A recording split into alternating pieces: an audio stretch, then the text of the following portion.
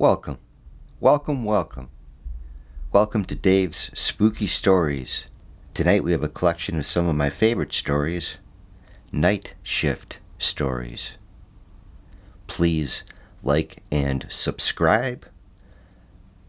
Put your comments below. And here's the first story. Story number 1. The Muddy Footprints. I work for a cleaning service, cleaning office buildings overnight. I don't scare easily, and I never have. But that night, alone in that dead-end industrial park, I was scared. The building was tucked into a corner, bordered by woods that stretched out for acres. During the day, it was desolate enough to feel abandoned. At night, it felt downright sinister. The 4th floor was my least favorite place to work. But the rent doesn't pay itself, so there I was, my earbuds in, listening to my jams, cleaning desks under the flickering fluorescent lights. My music was blasting, my favorite playlist keeping me distracted as I worked. I liked zoning out. It made the hours fly by. But that night, the distraction did not work. Something felt off. I was wiping down desks when the feeling started. It hit me like a chill going down my spine. Pausing, I pulled out one earbud and glanced around. The floor was empty. Rows of cubicles stretched out like a maze, and everything was quiet except for the faint buzz of the lights overhead. I shook my head, told myself it was nothing, and kept working. But the feeling stuck with me, the sense that someone was there watching me. When I finished the desks, I grabbed my cart and headed down the hall toward the conference rooms. I froze halfway there. The door, which I knew had been shut earlier, was open, just a crack. My breath caught as I stared at it. "Hello?" I called, my voice breaking the silence. No answer.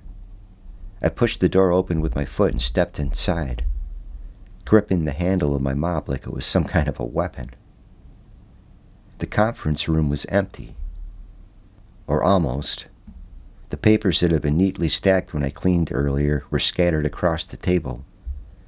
Some had even slid to the floor.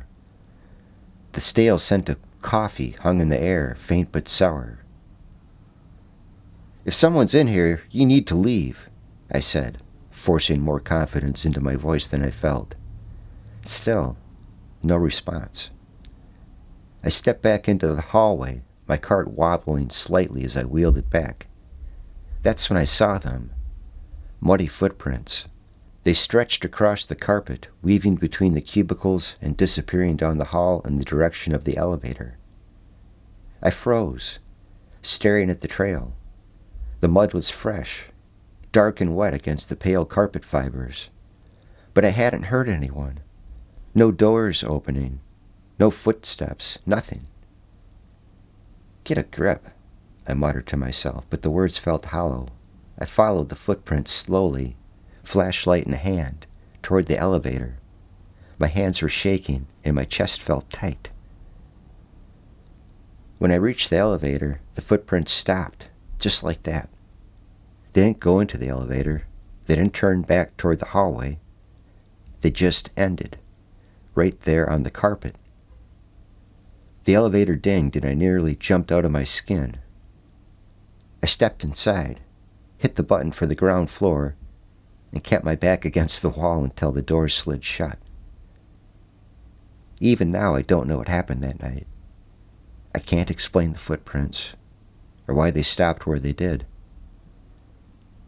I just know that I never worked in that building again. And I still skip past my favorite playlist when it pops up. It's just not the same anymore. Story number 2. The Damn Body. The sound of the hydroelectric dam where I worked echoed through the valley, a constant low rumble that seeped into every corner of the small town. It blended with the other sounds at the place. The distant barking of dogs, the rumble of trucks on the highway, but mostly it was the dam. That hum had become the town's heartbeat ever since it was built, cutting the river in two and transforming the valley. It was just past midnight when the intake alarm went off. A blockage again. I sighed, grabbed my flashlight, and headed down the path. The air was cold, damp, the smell of wet earth and moss heavy in my nose. The floodlights barely cut through the darkness, and beyond their glow the woods pressed in on all sides. When I got to the intake, I could see the blockage right away. There was some branches and leaves tangled in the grate, blocking the flow. My flashlight's beam swept over the water as I stepped closer, and that's when I saw it. At first I thought it was just another piece of debris, a trick of the light, but the longer I stared, the more certain I became. It was a man, slumped against the grate. His body was pale and bloated from the water, his face tilted toward the night sky. And the clothes, they were odd, wrong. He was wearing an old-fashioned suit, the kind you'd see in faded photographs from the early 20th century, a double-breasted jacket, a striped tie floating limply in the current. My flashlight shook in my hand as I stared at him. His face was ghastly, distorted from the water, with sunken eyes that seemed to lock on mine even though they were closed. His lips were slightly parted, and I thought for a moment, just a second there, that I saw them move. I stumbled back, the rake I'd brought to clear the grate slipping from my hand and clattering onto the concrete. I turned and bolted up the path, my flashlight's beam bouncing wildly in the dark. When I returned later, expecting to show someone what I'd seen, he was gone.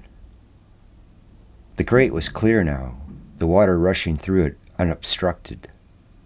The debris was still there, those branches and leaves, but the body, the man in the old-fashioned suit, had vanished. I scanned the water with my flashlight, searched the riverbank, even peered into the woods, but there was no sign of him. It was as if he'd never been there at all. By the time the sheriff arrived, there was nothing I could show him. No evidence, no body, no explanation. He listened to my story with a skeptical look, nodding politely before telling me there was no missing persons reports in the area. "You must have been imagining things," he said. "But I know what I saw, and I quit the job shortly after. I can't forget the hollow, swollen face or the way the waterlogged suit clung to his body. Sometimes, late at night, when I lie awake with the hum of the dam in my ears, I wonder what I saw that night." Story number 3, The Phantom Paddle Wheeler. I am a bridge tender, responsible for operating a drawbridge over a quiet stretch of river. It's a solitary job, long nights spent in a small cabin above the bridge with only the water and the occasional passing boat for company. Most shifts pass without incident, and that's the way I prefer it. But there was one night, years ago, that still lingers in the back of my mind. It was a foggy night in April, the kind of fog that changes everything. The river and its banks vanished into a soft gray void, and the usual sounds, lapping water, distant birds, seemed muted. From the cabin I could barely see past the edge of the bridge deck, and the mist curled against the windows, softening even the lights of the controls. The night had been quiet. No boats had called in for a lift, and I'd spent most of the evening pacing the cabin to keep awake. Just after midnight, though, something caught my eye, a faint flickering light out on the water.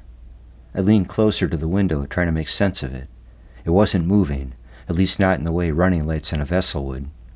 It hovered low above the river, glowing faintly like a lantern struggling against the fog. I grabbed the binoculars and trained them on the light, but the mist was too thick to make out details. As I watched, the light began to fade, dimming until it disappeared entirely.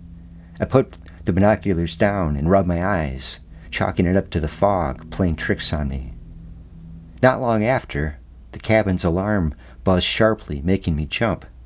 It was the bridge's warning system, designed to alert for movement or a malfunction, and the sound was loud enough to rattle the walls. I turned to the console, scanning for any sign of an error, but the controls were normal. The bridge was down, the systems idle, no vessels had requested passage, and there was no reason for the alarm to go off. I silenced the buzzing, my fingers hovering over the controls as I debated whether to run a systems check. But before I could act, something out on the water stopped me cold. Through the thick gray mist, a shadow appeared, large, dark, and unmistakably the outline of a vessel. It was broad and tall, with a faint suggestion of a wheelhouse perched above the deck and a large paddle at the stern. The silhouette was hazy, rippling at the edges, as though the fog itself were shaping it. It didn't move like a modern boat. There was no wake, no sound of engines or paddles churning the water. It simply hovered there, solid enough to make out its proportions, but indistinct enough to feel unreal. I stared at it, gripping the edge of the console. It looked like a stern paddle wheeler, the kind that used to ferry goods and passengers over a century ago. The shadow didn't come any closer. It lingered in place, motionless in the mist. For a moment I thought I could hear something, a faint whistle, low and mournful, drifting through the fog. I couldn't tell if it was real, or just my imagination filling in the silence. Then, as quickly as it had appeared, the shadow began to dissolve. The fog curled around it, swallowed its outlines until the river was empty again. I waited, staring at the spot where it had been, but there was nothing left to see. The water was calm, rippling faintly under the gray shroud of the mist. I didn't record anything that night in my log.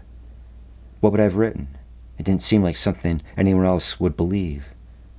By the time the fog lifted at dawn, the river had returned to normal, as if nothing unusual had ever happened. I still think about that night whenever the fog rolls in thick.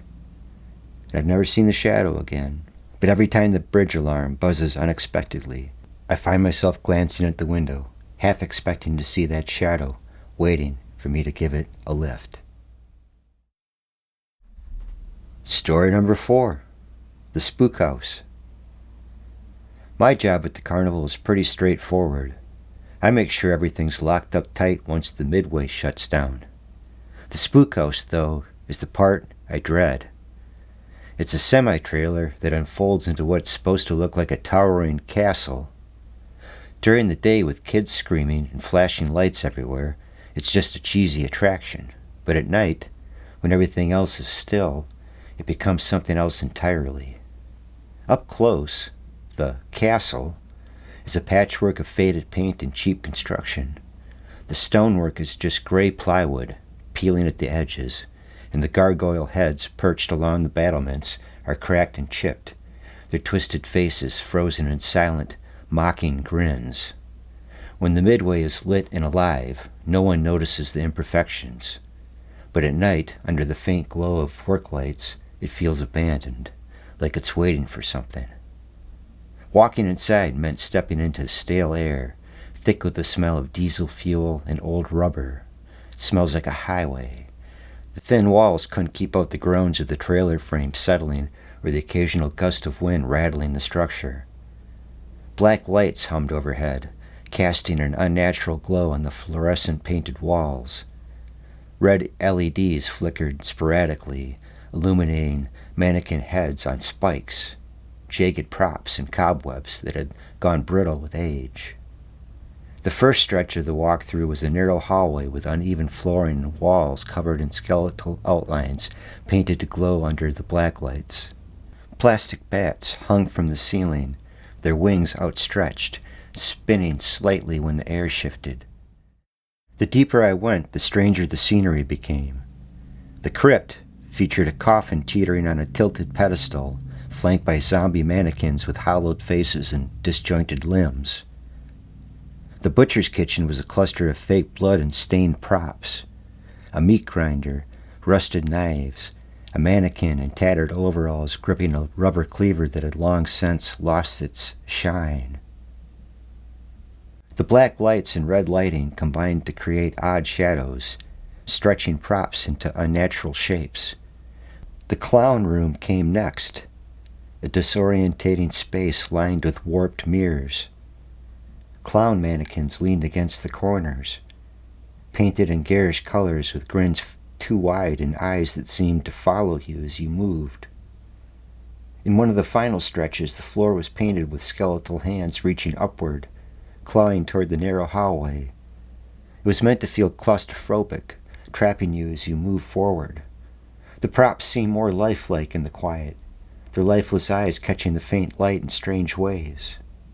Halfway through the walk through, the flashlight I'd grabbed from the office began to flicker.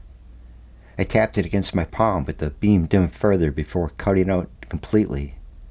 The black light and red LEDs still glowed faintly, but the shadows seemed thicker now, pressing into the edges of the room. I had to keep going, and the path tightening as the walls closed in.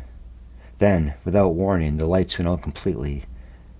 The black lights, the red LEDs, everything died at once, plunging the spook house into total darkness.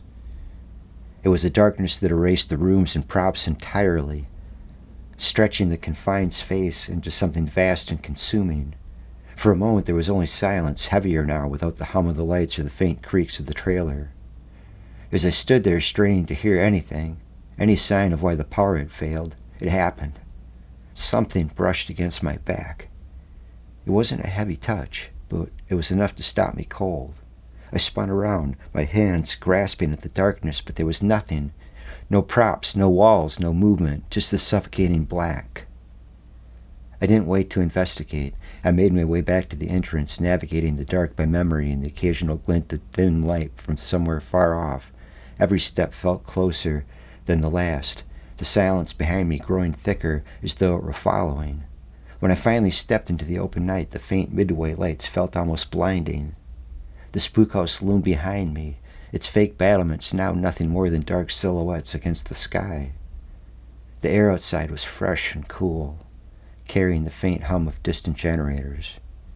I locked the doors, as I always did, and walked back to the office without looking back.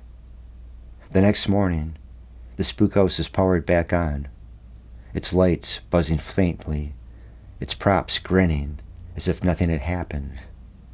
I said nothing about what I'd felt that night.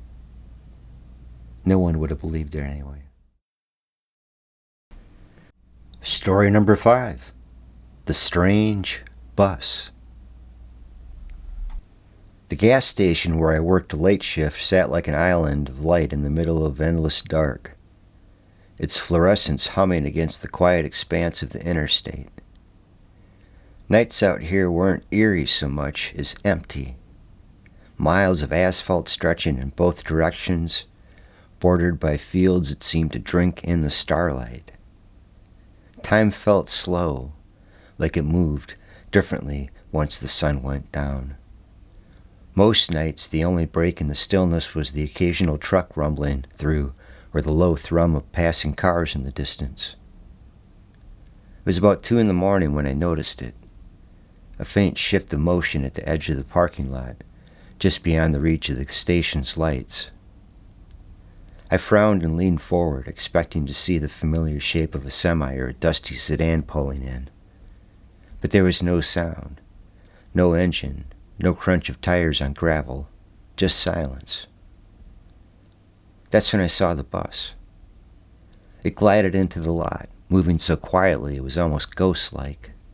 An old school bus, its exterior painted with faded, swirling patterns of purple and green, peace signs etched along its sides. The paint was chipped in places, the colors dull with age. It looked like something pulled from an old photograph of a bygone era, misplaced and forgotten until tonight. The bus rolled to a stop at the far edge of the lot, its headlights dim and lifeless. It just sat there, still and silent. For a long moment, nothing happened. I thought about stepping outside, maybe walking over to see if someone needed help. And then the door of the bus creaked open. One by one, they stepped out, a dozen young women, pale as moonlight, dressed in long, flowing gowns that rippled faintly in the night breeze. The fabric glimmered in the dim light, a silvery sheen that made it hard to tell where their bodies ended and the darkness began. The hair was long, spilling down to their shoulders, hiding their faces in shadow. Not one of them made a sound. They moved with an unsettling grace, their bare feet touching the ground without a whisper. Forming a single line, they stood facing the gas station. My breath caught as I stood there frozen behind the counter, my hands gripping its edge. The fluorescent lights cast a dull glow through the wide glass windows, illuminating little more than their faint outlines, their heads tilted downward just enough to keep their eyes hidden. They didn't speak, they didn't look around, they just stood there, unmoving, for what felt like an eternity. The longer they stood there, the stranger the air felt. The silence wasn't normal, it was heavy. And all the usual sounds of the night had been swallowed up in it. No breeze, no chirping crickets, not even the hum of the interstate. Just them and the faint flicker of the gas station's lights. And then, just as silently as they had arrived, they began to move. One by one, in perfect synchronized motion, they turned and ascended back into the bus. Their gowns trailed behind them like smoke, and their heads remained bowed, their faces still hidden in shadows. The last one paused at the door, her hand resting lightly on the frame as she tilted her head just slightly. For a moment I thought she was about to look at me, but then she climbed aboard and the door folded shut with a soft hiss. The bus began to glide backward. No engine sound, no tires skimming the pavement. It moved as silently as it arrived, easing out of the lot and vanishing into the darkness of the interstate. The faint glow of its psychedelic paint faded with the distance, swallowed whole by the night. I stood there long after they had gone, the station's lights buzzing, their usual hum a small comfort in the oppressive silence left behind. I stepped outside, the cold night air sharp against my skin. The lot was empty again, the smell of exhaust faint but quickly fading. The ground where the bus had stopped showed no sign of tire tracks.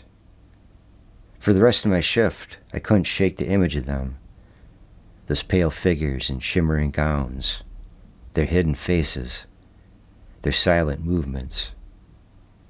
I kept glancing out the windows, half expecting to see the bus again, or to hear the creak of its doors, or the sound of the footsteps that never came. I don't know who they were or what they wanted, but every now and then when a strange vehicle pulls in late at night, I catch myself holding my breath, wondering if it's them coming back. Well, I hope you enjoyed tonight's collection of night shift stories. Please remember to like and subscribe, comment below, and until next time, have a good night.